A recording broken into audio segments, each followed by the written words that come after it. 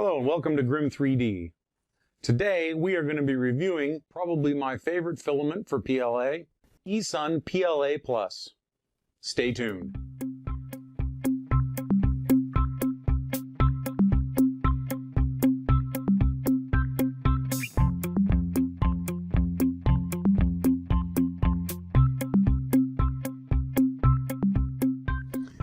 So first, I guess you should know that I'm not affiliated with eSun in the slightest. I'm doing all of this on my own money, not sponsored, haven't received anything for free. But I did find myself printing mostly with eSun, especially for the PLA. So I thought I'd let you guys know about it. When you purchase eSun, I get this mostly from Amazon. When you purchase from eSun, your filament does come in a nice box, the little color window on it. So that's pretty nice. The spool of filament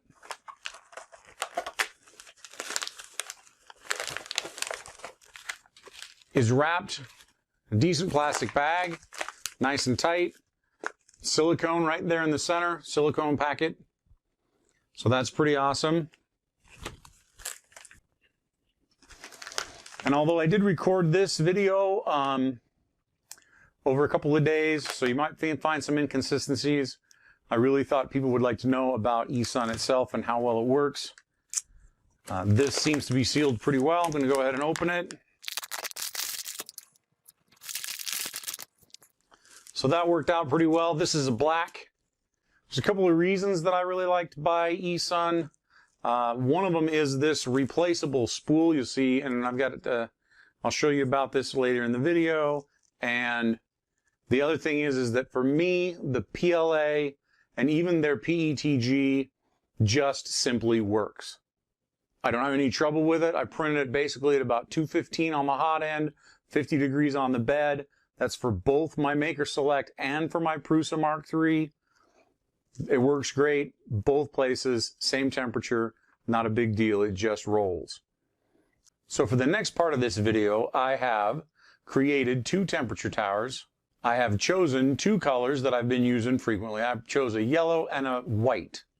Now I always like to do temperature towers and benchies and whatnot with a colored filament and with a white, because in PLA I find quite frequently that white has different properties than the colored PLAs. I'm not sure why that is. Personally, I think it's because of all of the stuff they have to put into a white to make it nice and smooth and opaque and the right color and consistent. And it's probably quite a bit more additive than you would find in a blue or a green or, you know, some kind of yellow. So on this one, I chose a yellow and a white, and I printed the same temperature tower with the same G code on both temperature towers. You'll see that I went with 5-degree increments on my temperature towers.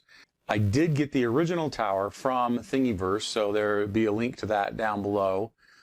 This tower has worked really well for me in the past. It really helps me figure out some things with the printer, like overhang printing and some simple bridging, that kind of thing. And it's actually pretty easy to slice and dice and make more or less sections to. And then in the G code, you just adjust the temperature accordingly. So let's roll some temperature tower footage. So here we have the very first layer of the white temperature tower, and remember the temperature is at 205, and I am printing both of these on my Maker Select Plus. I'm seeing pretty good layer adhesion with the 205 on that first layer, so it's sealing down pretty well. I think it'll probably do fairly well with this. That pause after the first layer was complete was for Octoprint. So maybe we'll switch over to some Octoprint and move on a little bit further with this. I'd like to get up to where you can see it do the bridge. So that was fast, but on this layer, the printer is going to go ahead and start the bridge. You'll notice it's doing kind of an outside there. It's already strung one piece of filament across. There it goes. It's doing the outline a little bit more. It's throwing some filament across there, bridging. It's going to bridge the entire gap across the top of that circle first, and then it's going to maneuver over to print all of the bridges across that bottom opening, one strand at a time.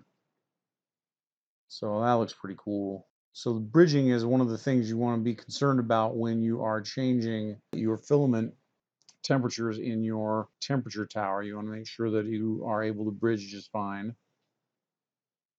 As soon as it throws down the solid layers on the right hand side there, so it's going to do, I think, 3 or 4 solid layers, then it will switch temperatures up to 210 degrees Celsius.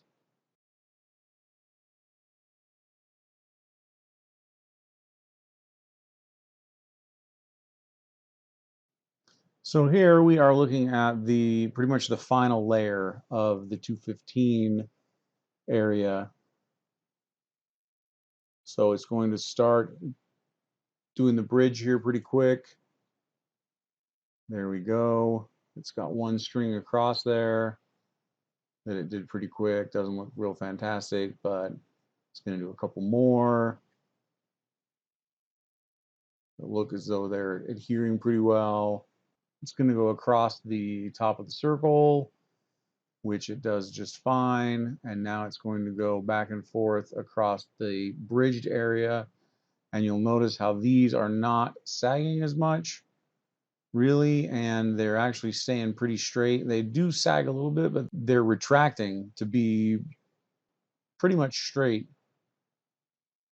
And so now we're doing the next layer, which the second layer across the bridge actually has some substance to stick to rather than being out in the middle of the air.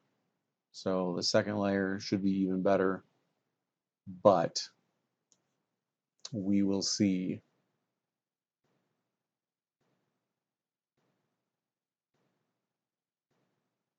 Going across the top of the circle again for the second layer. You know, there's no drooping below there now. So now it's doing the second layer of bridging, which is in a diagonal pattern. So it's not straight across again. It helps to cross-laminate the extrusions so that they have more strength.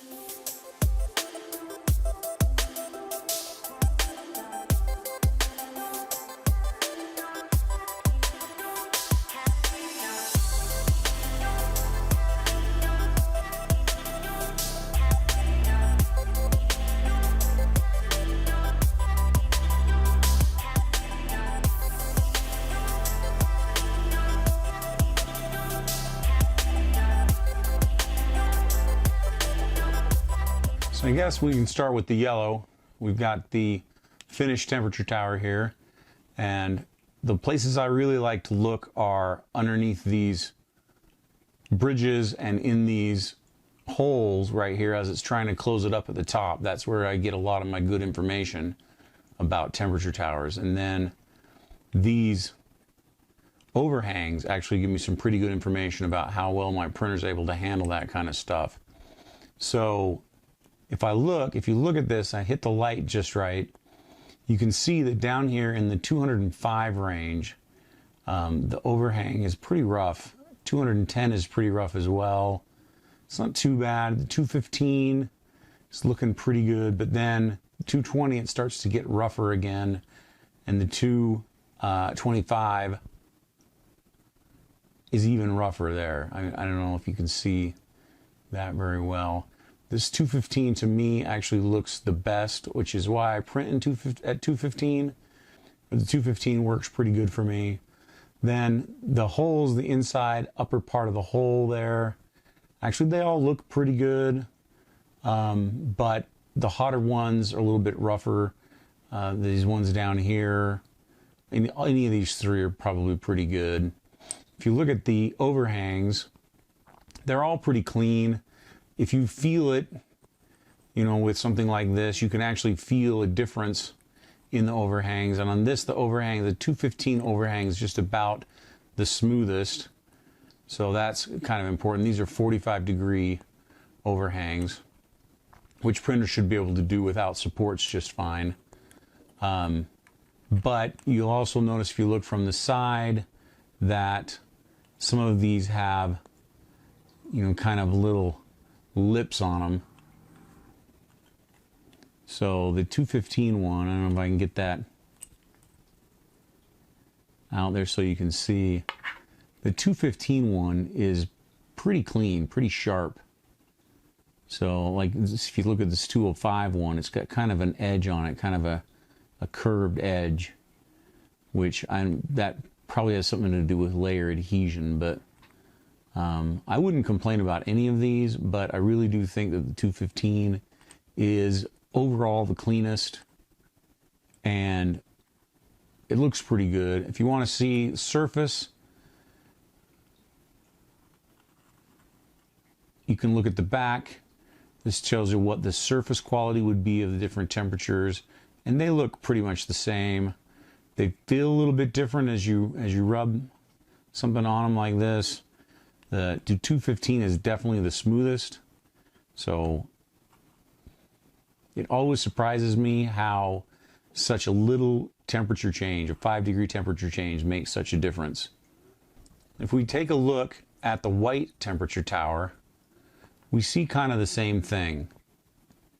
Okay, if we get this, so we've got a pretty decent overhang on all of them, but if you look nice and close on that, I don't want to get too close or it won't focus, but this one's fairly clean, but it's kind of stringy. There's actually one string right in there that you can see is kind of hanging down weird.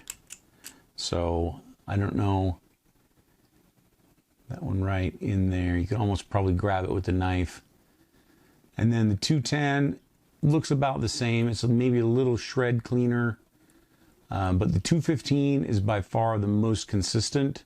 It's got this whole side over here on this edge that's almost smooth, and then over here you've got some strings that are happening there, but not a whole lot. It's really consistent. You can feel it, but it's all adhered pretty well. And then when you get up here into the 220 and 225, you actually could probably get the knife underneath most of those bridges. They're just not, they're kind of drooped too far as they bridge, especially this 225 one. It's really drooped pretty far. I mean, I can actually grab those with the X-Acto knife, which the 215 you really can't do that with. You can rub them, you can hear them, you can feel them, but not a whole lot. And then the holes, as the holes are closing up, they look pretty much the same to me. They're maybe a little bit cleaner with these three in the middle. That one on the bottom kind of looks the messiest to me. So if we take a look at the overhangs, this bottom one is pretty rough. This 210 one, not so rough. The 215 one is pretty smooth. It makes kind of a little bit of different sound. I don't know if you can hear that with the microphone I've got, but it makes a little bit of different sound. It's a little bit smoother, a little bit better adhered. And these top ones then kind of go back to, I don't know, this one's actually pretty smooth, but it has kind of this curl right here. If you see right there, that edge kind of curls up, kind of weird. I can almost catch that with the knife. So, and then this one, the 225 actually has some fairly significant curl on the end, which you probably can't see too well in the camera, but the 215 one is pretty straight. It's not grabbing as much. It didn't curl. It's not making a big deal. This edge is nice and sharp.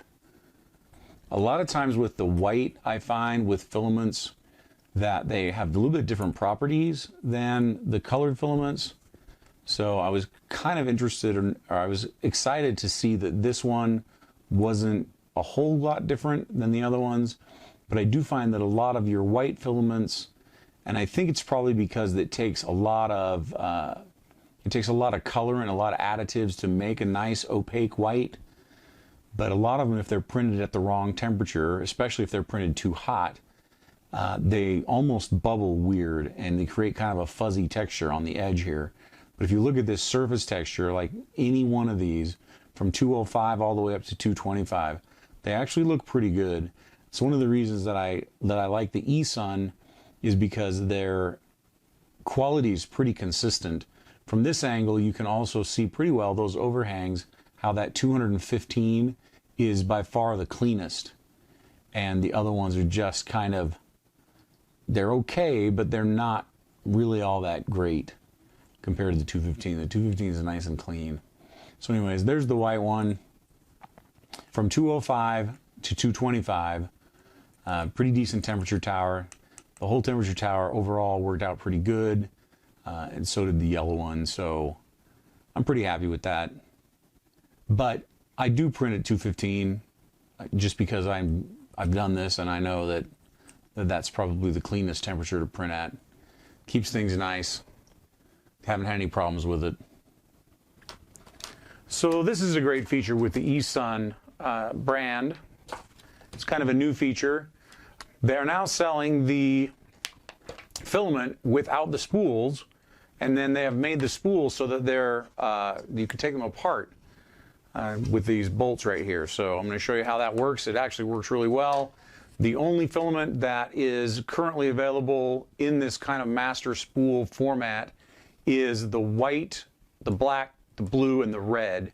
So eventually, hopefully, eSun will have a lot more of their filaments in there, and it's just their PLA that works on replaceable spools.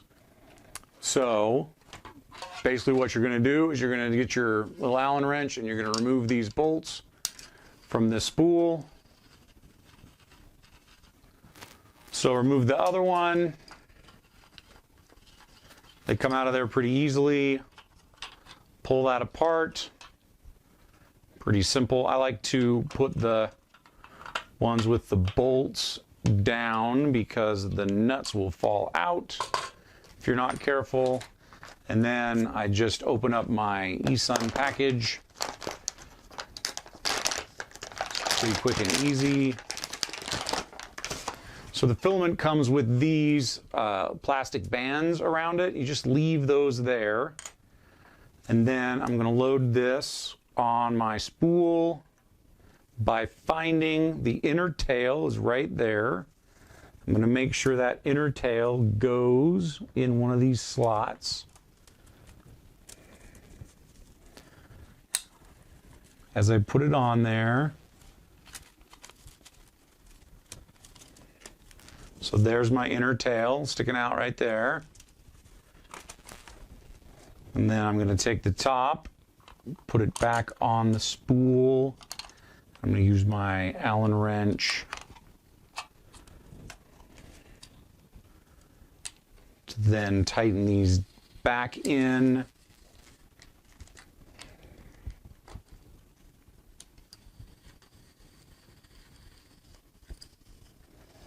And then I like to take them until I can tell that they're completely tight, because it will compress the filament a little bit, which is kind of what you want. Make sure it's on there nice and tight. And then, before you remove the bands, I'm going to find my tail right here and put it in one of these secure slots so I don't lose it. And then I'm going to go ahead and cut these bands.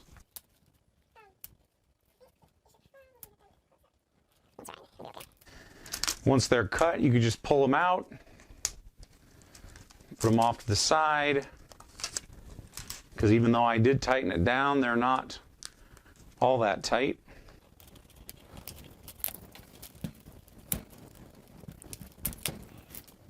And eSun was also nice enough that the label on the side here, so I actually have a black refill that ended up on a blue master spool or blue replacement spool, and they at first weren't sending extra stickers, but now they're sending extra stickers that you can just put over the top of the original sticker. But this is cool white on a cool white spool, so it's exactly what it says it is, so those stickers can wait for later. But anyways, that's how you swap out a roll of filament onto an empty spool with eSun. What a deal. So there you have it, a quick and dirty review of eSun PLA Plus. The eSun company also makes other filaments instead of just PLA+, which would be a review for another day. Maybe some ending thoughts. First of all, I really like using a specific company for my printing, for my filament, because using the spool holders the way I do, it's important that I have filament spools that are the same size. That makes a big difference. Like, it's not essential, but it really makes things easier when you're swapping around colors and printing stuff as fast as you can, getting jobs done. So having a spool that's the same size every time is pretty nice. Also, being able to refill those spools is golden. The thing is I've seen a lot of people messing with the master spool idea. In fact, there's a lot of master spools you can just print.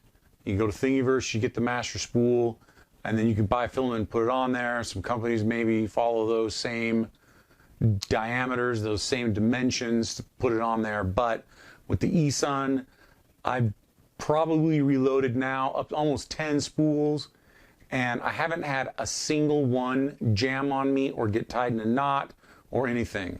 If you just follow the procedure that I put down in this video, you should be able to reload your spools just fine.